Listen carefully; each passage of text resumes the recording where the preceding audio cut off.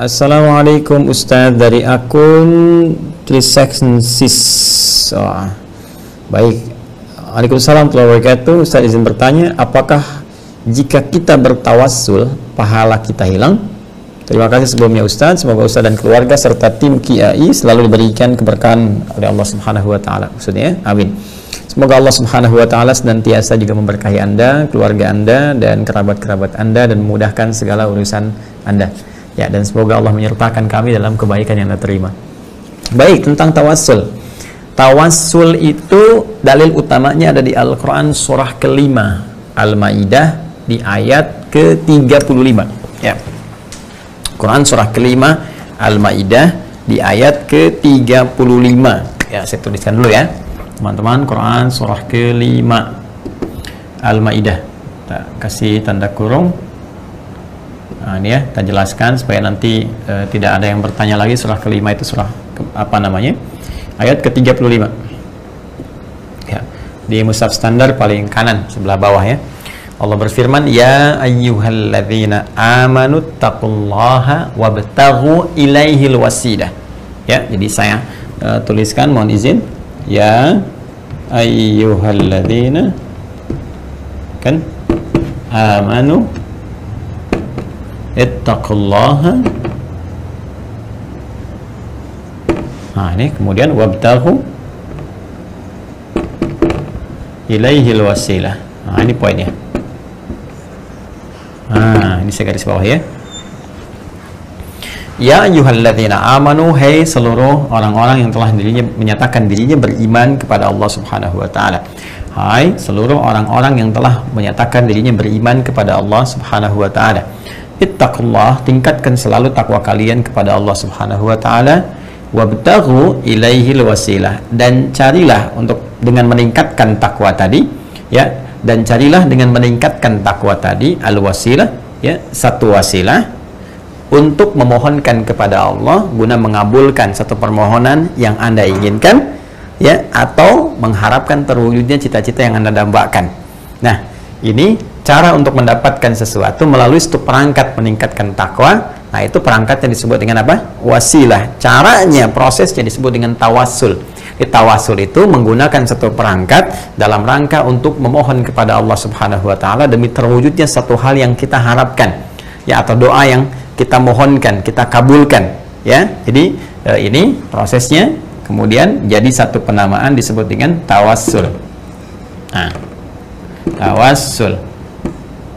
Nah, jadi tawassul itu kalau kita berbicara hukum jelas kebolehannya. Ya, artinya jelas apa? Jelas kebolehannya. Jadi kalau ada pertanyaan di luar tadi apa yang Anda utarakan, apakah boleh bertawassul? Kita jawab boleh. Apa dalilnya? Dalilnya Quran surah kelima Al-Maidah ayat 35. Bahkan diperintahkan oleh Allah Subhanahu wa taala untuk bertawassul. Jadi mencari wasilah demi terwujudnya satu harapan atau satu impian, bahkan doa yang kita mohonkan kepada Allah Subhanahu wa taala. Hanya persoalannya bagaimana cara mengerjakan tawassul yang dibolehkan itu. Ya, jadi kebolehan ini tidak berhenti di hukum bolehnya, tapi berhenti juga ya dari aspek penunaiannya. Jadi jangan kita batasi boleh, tapi kita tidak meneruskan bagaimana melaksanakannya. Ya, seperti apa implementasinya? Sama dengan bolehkah saya sholat subuh? Boleh di waktu subuh, tapi Anda harus tahu caranya. Jangan sampai caranya tidak sesuai dengan penunaian yang dicontohkan oleh Nabi Shallallahu Alaihi Wasallam atau diisyaratkan oleh Al-Quran. Sholatnya di waktu subuh cuma 3 rakaat, ya salah juga, kan? Karena itu pun ketika Anda ingin menunaikan tawassul, maka bagaimana tawassul yang benar? Nah, oleh Al-Quran diberikan gambaran umum. Yang pertama adalah ittaqullah, tingkatkan takwa kepada Allah. Jadi ternyata pertama teman-teman sekalian, cara efektif untuk menunaikan tawassul ini, menjadikan wasilah untuk bermohon kepada Allah, mengabulkan apa yang kita harapkan, maka tawassul pertama kata Allah gunakan dengan peningkatan takwa ini. Nah, teman-teman sekalian, peningkatan apa? Takwa. Jadi ini yang paling efektif. Allah sendiri yang infokan kepada kita. Sepanjang Anda mampu meningkatkan takwa, mampu tingkatkan takwa. Nah, dengan cara meningkatkan takwa itu, jadikan perantara untuk bermohon kepada Allah. Nah, sedangkan takwa itu teman-teman sekalian, kalau kita lihat wujudnya, nggak akan pernah kita temukan dalam Al-Quran kecuali ya pada peningkatan amal soleh kita yang didasari dengan dasar keimanan kepada Allah. Ini penting poinnya. Jadi kalau kita ingin mencoba meningkatkan takwa, maka wujudnya terletak kepada amal soleh, ya, yang didasari dengan keimanan kepada Allah. Sehingga orang-orang yang mencoba meningkatkan takwa, orang-orang takwa, ya, jadi kalau orang takwa satu disebut taqi, orang-orang takwa disebut muttaqin atau muttaqun kalau rafa, muttaqin kalau nasab dan jar. Kalimat muttaqin pertama dalam Al-Quran di Al-Baqarah ayat kedua, ya, kemudian implementasinya ayat 3, ayat 4, hasilnya ayat kelima. Dzalikal kitabu la raiba fihi hudal lil muttaqin. Siapa muttaqin? Orang yang mencoba meningkatkan takwa itu, orang bertakwa itu.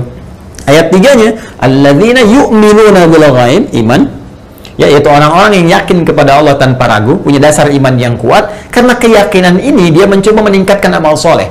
Dengan wujud apa? Wa yuqimunas shalah, kan? Itu wujudnya dengan cara meningkatkan salatnya. Jadi kalau kita turunkan lagi amal solehnya, apa Ustaz amal solehnya? Salat, gitu kan?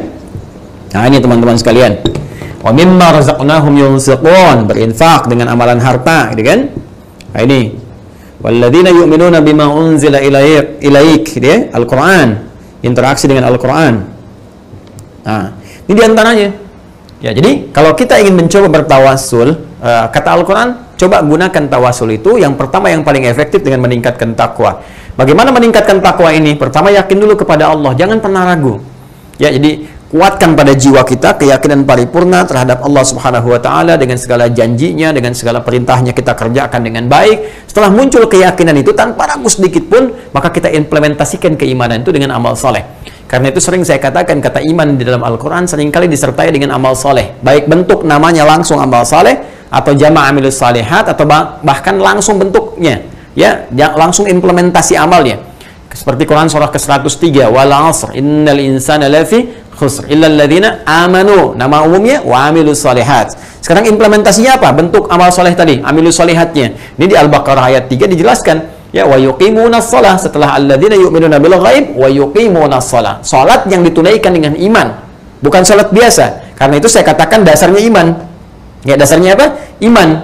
Karena itu ketika Anda ingin bertawasul, karena Anda ingin punya permohonan, misal saya menginginkan, ya Allah, bahwa besok ujian saya lancar, ujian saya baik, ya Allah. Saya menginginkan, ya Allah, lahirnya anak-anak yang saleh, yang baik. Saya menginginkan, ya Allah, pekerjaan yang halal, yang Kau ridhai dan sebagainya. Anda ingin bermohon dan pengen cepat dikabulkan, pengen bertawasul. Maka bagaimana caranya? Anda bisa pilih di antara amal soleh. Kata Allah, coba mulai dengan tingkatkan salat. Ya, bangun misalnya. Ya, karena kalimat as-salah di sana wa yuqimunas shalah, as-salahnya kan menggunakan alif, lam, shad, lam, wawu, ya, kemudian ada fathah tegak di atasnya, tak marhutah, seperti ini. Ya, seperti ini teman-teman sekalian. Kan? Ini bentuk ini bukan sekedar mencakup bentuk yang fardu. Ya, biasanya kalau menyebutkan bentuk fardu spesifik itu ada di Quran surah kedua, contohnya Al-Baqarah ayat 238 dengan bentuk jama. Hafidhu 'alas salawat.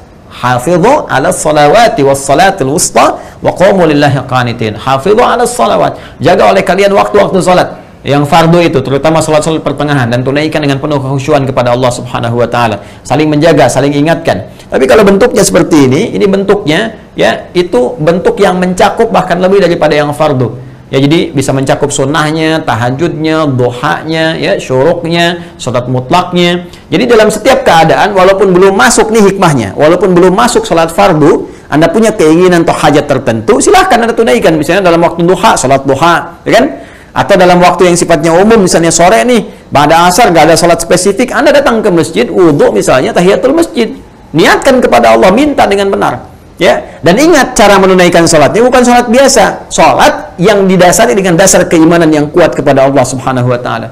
Ini beda antara orang salat dengan iman dengan orang salat yang kurang iman, akan lain. Akan terlihat bagaimana konsentrasi dia, khusyuk dia, ya, bagaimana ketika salat apa yang dia baca, kan? Bagaimana keadaan dia. Kadang-kadang kita mengucapkan takbir tapi pikirannya kemana-mana, gitu kan? Kadang-kadang kita ruku tapi mikirnya udah lupa dengan rakaatnya. Ya, itu menunjukkan bahwa ada dasar iman yang kurang kuat, ya, yang memberikan kekuatan kepada diri kita dalam menunaikan sholat. Nah, ketika imannya semakin kuat, semakin mantap, kan? Nah, maka ini akan berpengaruh kepada tingkat kekhusyuan. Karena itu dibangun kekuatan dulu sebelum menunaikan sholat. Bangun kedekatan kepada Allah Subhanahu wa taala, berwudu yang sempurna, kan? Tingkatkan kekuatan keyakinan, hadirkan kekuatan pada diri kita yang meyakini bahwa Allah akan mengabulkan segala hal yang kita mohonkan sepanjang baik. Allah pemberi solusi, dan kepasrahan tingkat tinggi di dalamnya. Begitu kita kemudian menunaikan sholat akan terlihat suasana kehusyuan, kenikmatan, kedamaian. Lantas kemudian kita mohonkan dalam sholat kita kepada Allah seperti Allah kemudian pernah sampaikan kepada kita, berjanji mengabulkan apa yang kita minta sepanjang sholatnya benar. Karena itu saya sering katakan bahwa perintah menunaikan sholat itu di Al-Baqarah, Quran surah kedua, di ayat ke-45 itu dibuka dengan satu perintah langsung dari Allah Subhanahu wa taala supaya kita mau minta. Silakan cek, wasta'inu bis-sabri was-salah. Jika Anda, kata Allah, kalian memiliki persoalan dalam kehidupan, maka silahkan minta kepada Allah. Caranya bagaimana? Terima dulu masalah itu dengan sabar. Terima dulu persoalan yang sedang Anda alami sebagai ujian dengan sabar. Jelas? Ya, karena Anda mengeluh pun gak akan meninggalkan dan menghilangkan ujian itu. Ya, karena Anda pasang status pun tidak akan menghilangkan persoalan itu. Apa Anda pikir dengan status dipasang banjir bisa selesai? Apa dipikir dengan status dipasang misalnya hujan bisa berhenti? Tidak. Ya, terima dulu sebagai ujian bagi Anda, karena Allah tidak mungkin menguji kalau kita tidak sanggup menjalaninya. Ya, maka ketika kita menerima dengan sabar, kita terima dulu, berikhtiar mencari solusi, setelah itu kita tunaikan sholat. Dalam sholat kita minta. Makanya ketika Allah perintahkan, ya, wasta'inu, ya, cepat kalian minta tolong kepada Allah, minta solusi kepada Allah dari persoalan yang kau alami, bisabri, terima dengan sabar, wassalah, saat sholat minta. Karena itu kalimat wasta'inu yang menjadi bentuk perintah, wasta'inu ini, maka di dalam sholat ini diajarkan oleh Allah langsung kepada Rasulullah SAW, dirubah ke dalam bentuk permintaan kita. Ini yang tadinya fi'il amr, bentuk perintah, dirubah kepada bentuk mudhari' dalam wujud permintaan, permohonan. Nih, gimana permohonannya? Ayat kelima di Al-Fatihah. Ya, dan kita baca 17 kali dalam sehari. Iyyaka na'budu wa iyyaka nasta'in. Iyyaka nasta'in. Bentuk perintah kita rubah menjadi bentuk permohonan. Nasta'in. Nasta'in. Ya, iyyaka na'budu, kepada Engkau lah Allah Subhanahu wa taala, ya Allah, kami menyembah, hanya Engkau saja yang disembah, yang lain tidak kami sembah, kan? Wa iyyaka nasta'in. Dan sekarang ya Allah, ya, kami meyakini ya Allah, hanya Engkau pemberi solusi, hanya Engkau yang mampu menyelesaikan segalanya. Kami sedang punya masalah ya Allah. Kami mohon kepadamu ya Rabb, mohon berikan kami pertolongan, berikan kami solusi. Anda tahu teman-teman sekalian, di titik ini kalau kita mengerjakan sholat dengan benar, dari awal wudunya benar, cara takbirnya benar, kan? Sampai bacaan iftitah, Al-Fatihahnya benar, sampai kalimat ini, perhatikan hadis qudsinya. Ya, di sini Allah menjawab, hadza baini wa baina abdi, wali abdi ma sa'al. Ini perjanjian antara aku dengan hambaku. Apapun yang ia minta, sepanjang benar permintaannya, aku akan kabulkan. Baru di titik ini. Ya, belum ketika dia rukuk, belum ketika dia sujud, dia bisa mohon dalam sujudnya. Ya, dengan hatinya dia ucapkan subhana rabbiyal a'la, subhana rabbiyal a'la wa bihamdi, subhanakallahumma bihamdika, Allahumma ighfirli. Ya, setelah itu dia mohon. Ya, itu kalimat pembuka, teman-teman. Nanti lihat lagi fikih salat yang kita pelajari bersama. Insya Allah nanti ada serial yang kita siapkan. Ya, dari awal sehingga lebih terstruktur kembali, lebih sistematis, ya, dari awal sampai dengan akhirnya. Di antara pembahasan yang telah kita uraikan di beberapa tempat yang telah kita sampaikan dalam ta'lim kita, ya teman-teman, saat sujud itu kata Nabi aksir doa. Ya, innama aqrabul abdi ya min rabbih wa huwa sajidun. Keadaan terdekat antara seorang hamba dengan Rabbnya, dengan Allah adalah saat sujud. Fa'aktsirud doa. Kata Nabi, maka perbanyak doa dalam sujud itu. Maka mohon kita kepada Allah Subhanahu wa taala dengan bahasa hati kita. Boleh minta kepada Allah dengan suara hati kita. Dilafadzkan bila sesuai lafadznya dengan petunjuk Nabi sallallahu alaihi wasallam, doa-doa dari Nabi, ya, yang sekiranya kita ada permohonan spesifik yang kita alami saat ini di hati kita sampaikan. Ya Allah, anugerahkan kekuatan untuk menghadapi ujian ini ya Allah, sabarkan diri hamba, berikan kekuatan pada suami hamba untuk berubah, berikan kekuatan pada istri hamba untuk berubah, ya Allah, lancarkan pekerjaan saya ya Allah, hilangkan semua wabah pandemi ini, dan seterusnya. Ya, dan seterusnya. Jadi mohonkan kepada Allah Subhanahu wa taala. Bahkan ada satu titik di mana Allah menyentuh iman kita. Ya, seakan-akan ingin menguatkan, "Hei, apa dengan segala janjiku kamu belum yakin juga? Di mana imanmu?" Ya, maka di ayat 153 di surah Al-Baqarah, ini kan Quran surah kedua Al-Baqarah, ayat 45, kalimat pembukanya kan wasta'inu. Di ayat 153, ya, paling kanan sebelah bawah, itu Quran surah kedua Al-Baqarah, ayat 153, itu kalimat imannya langsung ditegaskan. Ya ayyuhalladzina amanu. Hei, orang-orang yang telah menyatakan dirinya beriman. Hei, kamu yang punya iman. Ya, iman itu yakin tanpa ragu. Kan? Aku sudah perintahkan wasta'inu sebelumnya nih, wasta'inu bisabri wassalah. Kamu nggak yakin juga, di mana imanmu? Karena itu kata Allah, ya ayyuhalladzina amanu ista'inu bisabri wassalah. Ya, sekarang aku sentuh imanmu. Apa kamu masih punya iman atau enggak? Yakin atau enggak? Ya, ini persoalannya keyakinan, teman-teman sekalian. Jadi kalau kita yakin kepada Allah dan ingin bertawasul dengan amal soleh kita, mesti punya keyakinan. Ya, makanya di Quran itu sering disampaikan dengan kalimat iman. Ya, Quran khitabnya bagi orang beriman yang yakin dengan Al-Quran, yakin dengan Allah, yakin tanpa ragu, Allah akan berikan. Yang nggak yakin ya begitu-begitu saja, gitu ya. Karena itu Al-Quran katakan, ya, Al-Quran katakan wala yazidul zalimina illa khasara. Sedangkan bagi orang-orang zalim yang tidak yakin, apalagi menyoal keyakinan, apalagi berbuat sesuatu yang buruk, nggak akan nambah apapun kecuali kerugian saja. Karena itu kembali ke sini, jika Anda ingin kemudian memohon kepada Allah dengan tawassul, maka yang paling tinggi tingkatnya dengan menunaikan amal saleh, dengan meningkatkan takwa kepada Allah Subhanahu wa taala. Nah, salat ini yang paling pokok, karena salat ini bisa dikerjakan oleh siapapun yang beriman. Ya, mau dia kaya, mau cukup, mau hartanya kemudian sedang merasakan sulit dan sebagainya, karena salat tidak mengeluarkan biaya. Salat dikerjakan dalam keadaan apapun. Karena itu, salat menjadi amalan yang kemudian terwariskan dari nabi-nabi sebelum Nabi Muhammad SAW, bahkan untuk dikerjakan kepada Allah demi bertawasul untuk mendapatkan satu amalan-amalan atau keharapan-harapan tertentu. Contoh paling gampang di mana, Ustaz? Di Al-Quran ada nggak? Ada. Di surah apa? Ali Imran, surah ketiga. Ya. Di ayat berapa? 38 sampai 39. Ya. Tawasulnya menggunakan sholat. Betul, sholat. Untuk mendapatkan apa? Permohonan kepada Allah supaya mendapatkan keturunan. Ya. Siapa yang mengerjakan, Ustaz? Nabi Zakaria. Ya. Bagaimana kisahnya, Ustaz? Kita lihat dalam Al-Quran bagaimana Allah menyampaikan kepada kita. Ya hunalika da'a Zakaria rabbah. Di mihrab itulah kemudian Nabi Zakaria bermohon kepada Allah Subhanahu wa taala, berdoa. Ya, dan doa ini dikerjakan dalam salatnya. Dari mana taunya, Ustaz? Nanti kita lihat ya 39. Ya, apa doanya di sini? Beliau berdoa kepada Allah, qala rabbi habli min ladunka dzurriyyatan thayyibah innaka sami'ud du'a. Qala rabbi habli, ya Allah anugerahkan kepadaku, karena engkau pemberi yang tak punya batas. Sifat Allah yang memberi tanpa batas. Allah punya nama, namanya Wahhab. Wahhab itu pemberi tanpa batas. Kalau kita ingin minta dengan nama ini, dengan sifat ini, kita katakan hab. Untuk kita habli, kalau banyak hablana. Rabbana hablana min azwajina wa dzurriyyatina qurrata a'yun. Hab. Ya, kenapa minta dengan al-asmaul husna, ya Ustaz? Karena Allah mengajarkan langsung. Buka lagi Quran surah ke-17 misalnya. Ya, dari ayat 110-nya ketika Allah mengatakan qul ud'ullaha awid'ur rahman ayyamma tad'u falahul asmaul husna. Ya, sebut nama Allah, minta ya Allah, mohon, atau Ar-Rahman. Atau kalau Anda punya permohonan spesifik, maka minta dengan nama Allah spesifik yang sesuai dengan permintaan permohonan Anda. Butuh rizki, sebut ya Razzaq, ya Allah ya Razzaq. Butuh tambahan ilmu untuk menghadapi ujian atau hal tertentu, ya Allah ya Al-Alim. Ya, butuh kekuatan untuk menghadapi satu persoalan, ya Allah ya Sabar. Jadi semua ada di situ. Nabi Zakaria divonis secara medis gak akan mungkin punya keturunan, kata medis. Kenapa? Karena dilihat, oh ini istrinya saja, mohon maaf, monofos dan mandul. Ini nggak bisa. Karena manusia mengatakan tidak bisa, mustahil, maka teman-teman sekalian, ini tanda dari Allah langsung. Artinya kalau ada manusia mengatakan ini nggak bisa, ini mustahil, ini tanda dari Allah supaya kita mengingat Allah.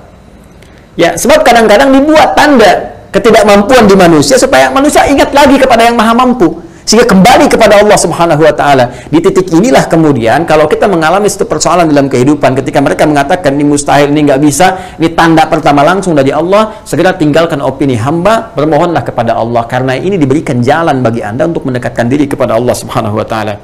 Maka mintalah Nabi Zakaria dengan kalimat hab, dari kata wahab, ya Rabbi habli min ladunka dzurriyyatan thayyibah. Duhai Allah yang maha pemberi tanpa batas, anugerahkan kepadaku ya Allah keturunan. Ya, mohon dengan segala ketetapanmu, karena manusia mengatakan tidak mungkin, dan disinilah engkau memberikan di luar batas kemungkinan manusia. Innaka sami'ud du'a, kau pasti mendengar doa hamba ya Allah. Kalau kepada yang maha mendengar saya tidak mengabulkan, lantas kepada siapa lagi hamba harus memohon? Jelas. Apa yang terjadi? Begitu dikerjakan sebelum sholatnya selesai, bahkan saat doanya baru selesai, sholatnya belum selesai, ya, itu masih berdiri dalam sholatnya, masih berdiri, bahasa Arabnya disebut qa'im. Ya, qaimun. Ya, qaimun. Nah, ini masih berdiri. Jelas. Masih sholat, belum selesai sholatnya, disebut yusolli. Nah, Nabi Zakaria masih berdiri dalam sholatnya, masih sholatnya belum selesai. Jadi berdiri, ya, mohon kepada Allah. Selesai doanya, belum selesai sholatnya. Apa yang terjadi? Lihat di ayat 39-nya. Di ayat 39, begitu selesai doanya, tiba-tiba fanadathul malaikatu wa huwa qaimun yusalli fil mihrabi. Ya, baru selesai kemudian doanya, belum selesai salatnya, tiba kemudian datang malaikat menyampaikan, menyuruh beliau, fanadathul malaikatu, maka menyampaikan malaikat kepada beliau, wa huwa qaimun, sedangkan beliau ini masih berdiri, baru selesai doa, masih berdiri, yusalli, masih salat, belum selesai salatnya. Perhatikan, kekuatan salat yang dilakukan dengan dasar keimanan yang kuat, kepasrahan, keyakinan, sifat qanaah, itu Allahu Akbar, bisa seketika langsung mengabulkan doa, bahkan salatnya belum tuntas dikerjakan. Ya, annallaha yubashshiruka bi Yahya. Kata malaikat, Allah memberi kabar gembira kepadamu, Allah akan mengabulkan. Ya, Allah telah mengabulkan doamu dan akan menganugerahkan kepada engkau seorang anak laki-laki, langsung namanya diberikan oleh Allah, yaitu Yahya. Ya, berarti hidup. Seorang yang hidup, yang kata manusia mustahil, dari rahim seorang perempuan yang maaf, monopus dan mandul, terakhir bayi yang hidup, kata Allah, dia lahir dan hidup dengan kuasa Allah Subhanahu wa Ta'ala. Ini diantara contoh tawasul yang menggunakan apa? Salat. Ya, ada lagi dengan ibadah, dengan bermohon, dengan peningkatan, seperti yang diuji dengan penyakit. Ya, siapa? Nabi Ayub misalnya, alaihi salam, di Quran surah ke-21. Ya, Quran surah ke-21 di ayat ke-83 sampai 84. Ya, wa ayyuba idnada rabbahu anni massani yadhurru wa anta arhamur rahimin. Ya, ketika Ayub berdoa, bermohon kepada Allah, bertawasul dengan doanya, dan doa bagian dari peningkatan takwa. Ya, makanya dalam orang-orang yang bertakwa itu diajak untuk berdoa. Dan bukankah sholat itu maknanya adalah doa? As-sholatu hiya doa. Ya, as-sholatu hiya doa. Dan karena itu di sini kemudian Nabi Ayub berdoa kepada Allah Subhanahu wa Ta'ala, dan doa itu bagian dari takwa kita. Jadi ketika seseorang beriman banyak berdoa kepada Allah, doa itu bagian dari tawasul kita, minta kepada Allah lewat doa yang kita mohonkan. Ya, tapi apakah sekedar doa itu dipanjatkan biasa? Tidak. Nanti kita akan lihat ayatnya. Ya, ketika Allah menyampaikan wa ayyuba, dan aku buka kisah Ayub alaihissalam, idnada rabbahu, ketika bermohon berdoa kepadanya, kepada Allah Subhanahu wa Ta'ala, ya, anni massani yadhurru wa anta arhamur rahimin. Ya Allah, penyakit ini telah mengganggu saya, menyakiti saya, mengganggu saya untuk menunaikan ibadah dengan sempurna. Jadi Ayub alaihissalam ini masya Allah rajin ibadah. Ya, diuji oleh Allah, kemudian dengan hilangnya harta benda, hancur asetnya, makin meningkat ibadah lagi. Wafat, meninggal, ya, keturunannya semua tanpa kecuali, ya, dikisahkan ada 12 anaknya meninggal kemudian seketika 12-nya itu, tapi masih meningkat lagi, bahkan berikhtiar dengan ibadah lagi. Dikasih ujian sakit, masih ibadah lagi, bahkan berikhtiar kepada Allah dengan ibadahnya, dan menikmati, mensyukuri apa yang Allah berikan kepadanya, dan berikhtiar memohon kepada Allah dengan itu semua. Ya, lantas apa yang terjadi? Ya, orang yang rajin ibadah, yang kuat, teman-teman sekalian, itu disebut abid namanya. Ya, Allah itu ma'bud, ya, ma'budul haq. Kita yang menyembah disebut abid. Cara kita menyembah na'bud, ya, iyyaka na'budu, Allah ma'budul haq, kitanya abid. Ya, hambanya disebut abidun atau abidin, gitu kan? Nah, sekarang perhatikan baik-baik.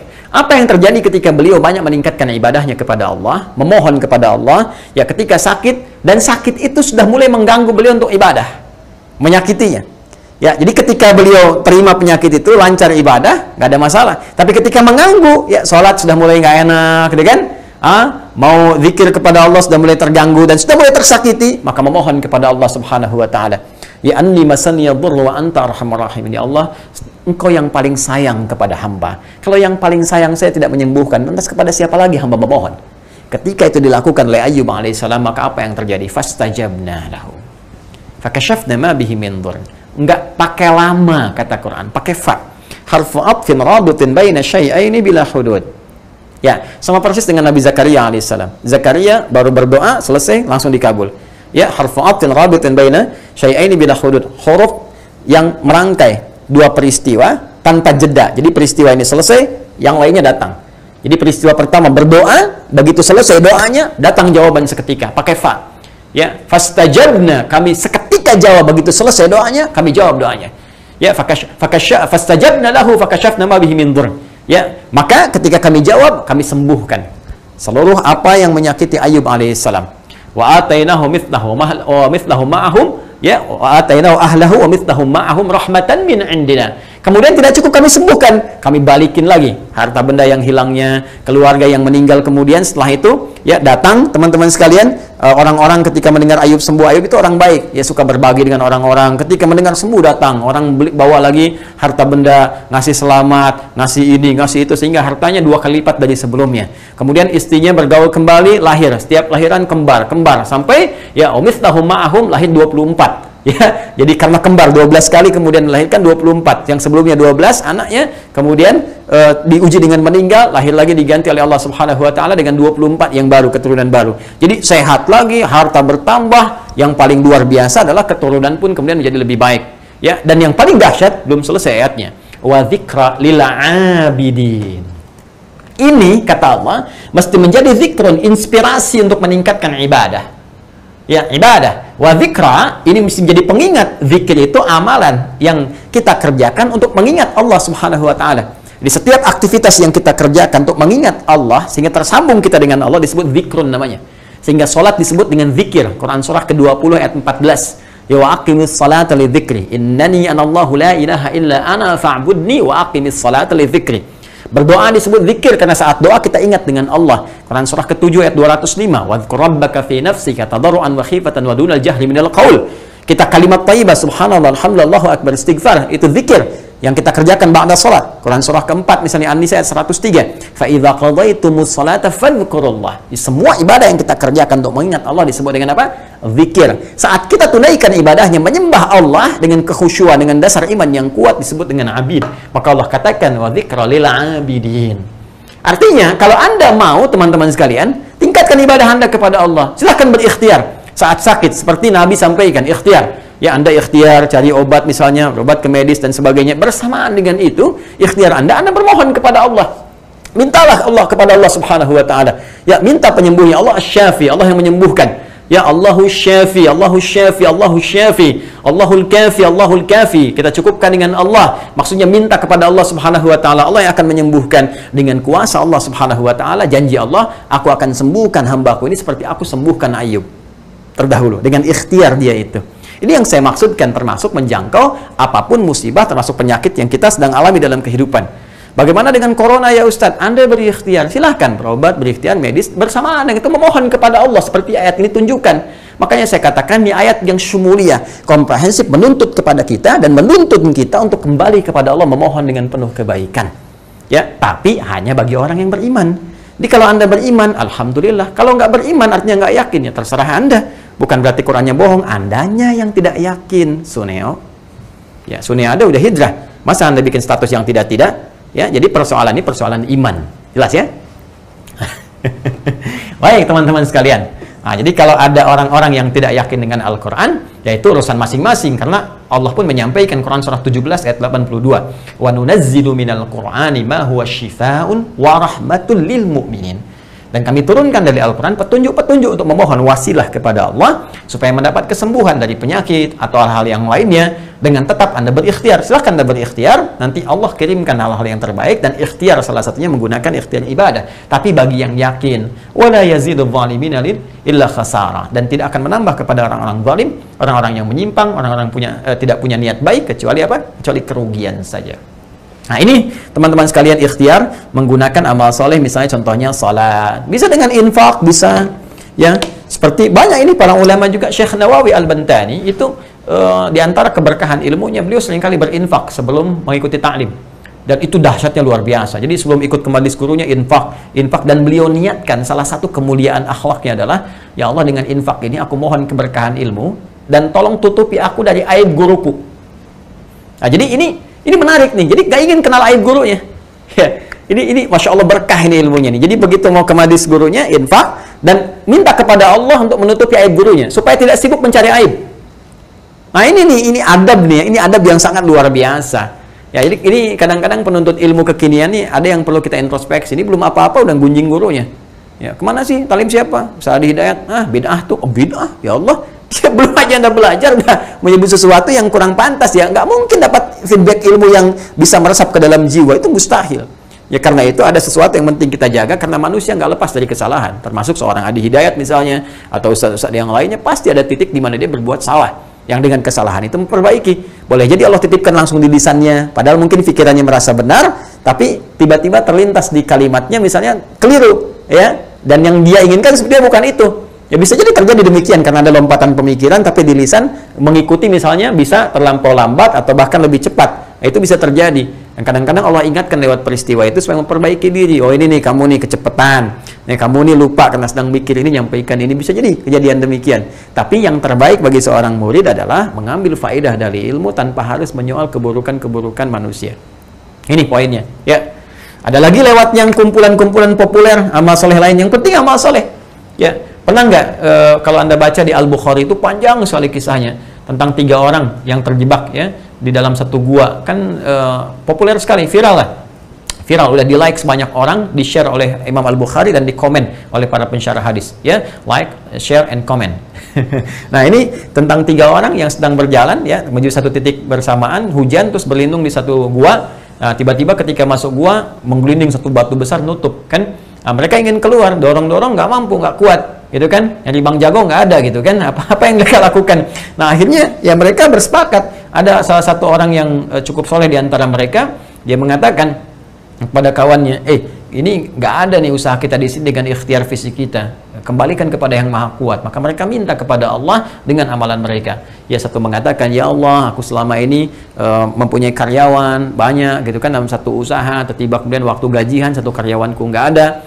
Lalu setelah itu, ya, karena dia belum datang, aku simpankan uangnya. Terus dia sehari, 2 hari, 3 hari nggak datang, pakanan nggak datang. Aku khawatir nilainya berkurang dari uang ini. Ya, nggak sama dengan ketika dia datang. Maka aku kemudian jadikan uang ini, dibelikan kambing. Setelah itu aku rawat dengan baik si kambing ini sehingga menjadi banyak, jadi banyak, jadi banyak.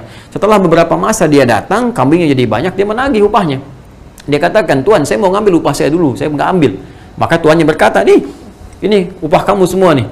Dia berkata, oh kamu bercanda, katanya. Ya, kamu bercanda gitu kan, kamu sedang bercanda dengan saya. Kata tuannya, tidak. Dulu waktu kamu datang, uang kamu itu nggak mau kamu ambil, kamu tidak ada, kamu pergi, saya belikan kambing supaya nilainya tidak berkurang. Sekarang kambingnya jadi banyak, dia punya kamu semua. Maka dia gembira sekali, dia bawa kambingnya ya tanpa menyisakan tuku satu pun. Ya, dan dia berkata dengan gembiranya, dia pergi gitu kan, dia bawa semuanya itu. Maka aku ridha dengan semua itu. Jika memang yang aku kerjakan ini ya Allah di sisimu punya nilai di hadapun ya Allah sebagai amalan terbaik yang pernah aku kerjakan, mohon dengan itu keluarkan kami dari kungkungan batu ini. Dia bertawasul, mohon dengan amalan tadi keluarkan kami dari batu ini. Begitu kemudian didorong, ya ada ikhtiarnya juga, ya. Jadi ada ikhtiar, begitu didorong lagi tiba-tiba bergeser, tapi mereka belum bisa keluar. Yang tadi nggak kuat, kemudian ikhtiar tadi didorong karena tawasul bergeser. Nah, terus ada yang lagi berkata dengan ikhtiar berbuat baik kepada ibunya. Ternyata Masya Allah berbuat baik pada ibu ini, itu melahirkan feedback kepada kita. Kemudahan, pembebasan dari kesulitan dan sebagainya. Ya Allah, aku punya seorang ibu, aku berikan yang terbaik pelayanan kepadanya. Sampai nggak pernah kemudian aku minum susu sebelum ibuku minum. Makanan di rumah dimakan setelah ibu duluan. Sampai satu ketika aku pulang kemudian dari hutan, ya mencari satu hal kebutuhan, ya tiba kemudian aku dapatkan ibuku sudah tidur. Lalu dia belum minum susunya. Maka ya Allah, aku pegang dan kau maha menyaksikan, aku pegang nampan susu itu ya di samping ibuku sampai dia bangun. Ya, dan kemudian setelah itu ketika bangun aku minumkan kepada beliau, baru di situ pun kami makan dan minum pada saat itu. Dan aku tidak pernah mengatakan kepada ibuku bahwa aku telah memegang nampan itu dari sejak tidur sampai bangun, berapa jam itu. Ya, kalau itu menjadi pengabdian terbaik untuk ibuku dan bernilai di hadapanmu ya Allah sebagai amal soleh, mohon bebaskan kami dari kungkungan batu ini. Maka dia naik, dia dorong, bergeser lagi. Dan yang terakhir, ya seorang juga berkata kepada Allah, bermohon dia dalam doanya, ya Allah, dulu aku seorang rentenir yang menerapkan riba yang sangat luar biasa, dan aku jatuh cinta dengan seorang keponakanku perempuan. Ya, maka setelah itu terjadi peristiwa bapaknya minjam kepada aku dan utangnya cukup besar, si anak minta dibebaskan. Maka itu kesempatan bagiku untuk mengerjai perempuan ini karena dia nggak mau menikah denganku. Maka aku katakan, kalau bapakmu ingin bebas, maka malam ini engkau melayaniku. Maka dengan terpaksa si anak perempuan itu datang, dan ketika aku akan mulai mengerjainya, maka anak itu tiba-tiba berkata, wahai paman, ittaqillah, bertakwalah kepada Allah. Kalimat itu menghunjam keras ke dalam jiwaku bagai petir yang menyambar. Jadi kalau kita ini benar-benar dekat kepada Allah, saleh, ya nggak banyak berbuat maksiat, tuh kalimat-kalimat tuh kencang sekali.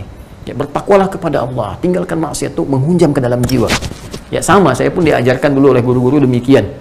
Ya, jadi tingkatkan amal soleh, siang mengajar, malam bermohon, jauhi maksiat, sehingga apa yang kita sampaikan itu bisa terlihat apakah punya bekas dalam jiwa orang-orang mendengar atau tidak, atau ada evaluasi, akan ada perbedaan. ya, maka yang terjadi itu memberikan getaran kepada jiwa, aku langsung berlari meninggalkannya, dan sejak itu aku merubah hidupku menjadi lebih baik, aku bebaskan utang bapaknya dan seterusnya. Jika itu menjadi amal soleh di hadapanmu, ya Allah, mohon bebaskan kami dari kungkungan batu ini. Maka apa yang terjadi? Yang terjadi kemudian didorong dan menggelindinglah batu itu, dan mereka terbebas dari kungkungan batu tadi. Maka saya ingin katakan bahwa itu bab tawasul yang terbaik yang kami sampaikan, dan ini berpahala. Jadi bukan menghilangkan pahala. Tadi Anda katakan apakah bertawasul menghilangkan pahala? Tidak, jika konsepnya dikerjakan demikian, bahkan menambah pahala. Karena tawasul ini perintah Allah Subhanahu wa taala, caranya diatur oleh Allah, dijelaskan oleh Rasulnya. Jika Anda kerjakan dalam konteks Anda menaati Allah dan Rasulnya, Anda bertawasul, kemudian doa dijawab, dan Anda mendapatkan pahala dalam saat yang bersamaan. Itu. Allahu a'lam bishawab.